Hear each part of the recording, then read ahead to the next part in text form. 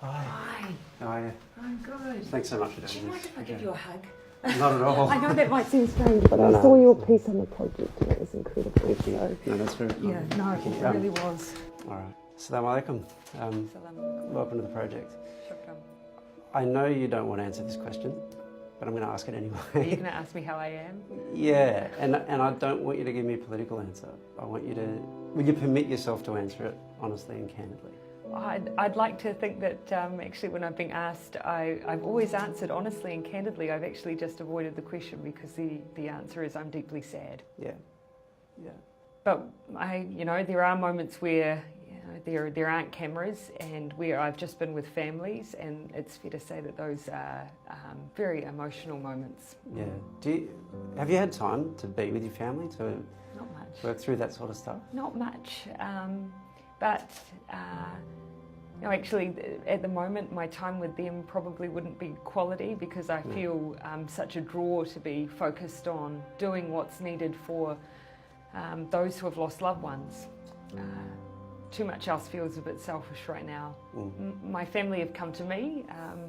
We're a very family-friendly environment, and so my family have come and visited me in the beehive when they can, and I have my parents helping at the moment with Neve as well. So I'm the last one that anyone should be worrying about. I appreciate that. But I'm going to worry. Thank you. You're not just the Prime Minister of New Zealand. You've recently become a mum. There's all kinds of things Yes. going on. How has that affected how you relate to this attack, do you think? Almost certainly. I think it's probably hard to sometimes analyse the way that you are changed by parenthood, but you feel it, I think, in your responses and your empathy. And certainly when I've visited with families, when I've seen that husbands, wives in hospital and the grief that's surrounding that and the fear, I feel that deeply. But I've always been a person inclined to feel things quite deeply. Yeah. I think there's more or less worldwide consensus that not just you but New Zealand have handled this exceptionally well. Do you think there's something particular that allows New Zealand to be able to respond that way when other countries, particularly bigger countries, the United States, the UK, struggle more with that? I feel like what the world is seeing is just who we are. We're a nation of over 200 ethnicities, 160 languages. We see ourselves as peaceful and inclusive. The act has been so counter to that. But the response, the flood of flowers outside of mosques, the spontaneous song where people have gathered, the real desire to give a sense of safety and security for people to return to worship, that's New Zealand. You made a decision to wear a black hijab when you were meeting with the community, so it's been a very iconic image. Can you talk me through that decision, how you made it? I gave it very little thought. It was so obvious to me that would be the appropriate thing to do. What I underestimated was that it gave people a sense of security. It didn't occur to me for a moment that there would be those women in the community who felt unsafe wearing so obviously their faith. And so if in wearing the hijab as I did, gave them a sense of security to continue to practice their faith, then I'm very pleased I did it. My job is to make people feel safe. The idea that people currently do not, I find deeply distressing, and it's my job to try and bring that sense of security back. We were not chosen for this act of violence because we condone racism, because we're an enclave for extremism. We were chosen for the very fact that we are none of these things. You said that it's the opposite of New Zealand. Yes. Is it as simple as that? Or No. is it also that there are not. bits of New Zealand that have emerged? It's not as simple as that. That is by far the vast majority of New Zealanders, and those are the values of tolerance and inclusion and peace. Those are New Zealand values. That is not to say that there are not pockets of ideology that are counter to our values and which we as a nation utterly reject. But we would be naive if we thought we were the only country in the world that didn't have pockets of that. We do.